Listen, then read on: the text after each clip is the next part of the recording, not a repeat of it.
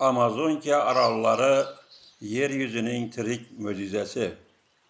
Yeryüzüde şunday joylar borki, u yer nafaqat o'rmon, nafaqat daryo, balki bütün insoniyat nafas oladigan kislorodga boy hududdir.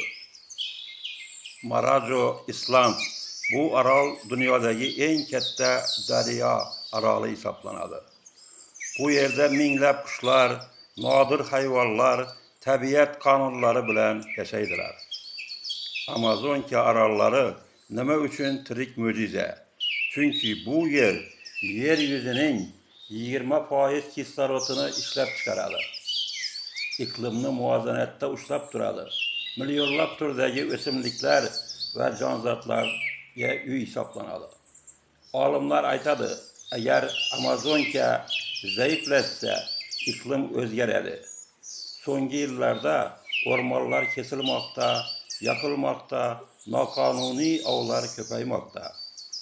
Tirik mo'jiza inson qo'li bilan yaralanmoqda. Biz minglab kilometr uzoqdamiz, lekin havo umumiy, iqlim umumiy, yer umumiy. Amazonka orollarini asrash bu insoniyat mas'uliyatidir. Alloh taolo yerni muvozanat bilan yaratdi. İnson esa amonatlar qilib qo'yildi. Tirik mo'jizalarni asrash bu faqat ekologik vazifa emas, bu vijdon masalasi. Amazonka yerning o'pkasi. Amazonka bizdan minglab kilometr uzoqlikda joylashgan o'rmonlar hududi 4 million kvadrat kilometrga teng.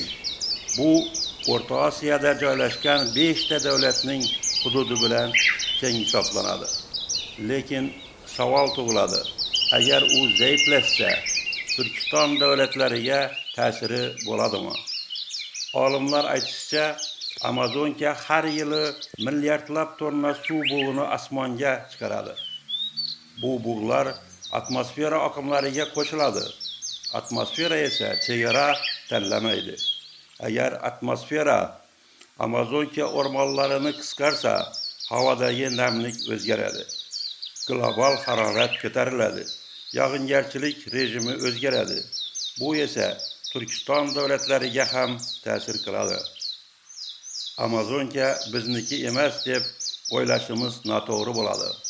Havo umumiy, osmon umumiy, yer umumiy bo'lsa, tirik mo'jizaga yetgan zarar bir kuni bizga ham yetib kelishi mumkin ekanligini unutmasligimiz kerak. Agarda videomiz sizga qiziq bo'lsa, kommentlarda yozib qoldirishingiz mumkin.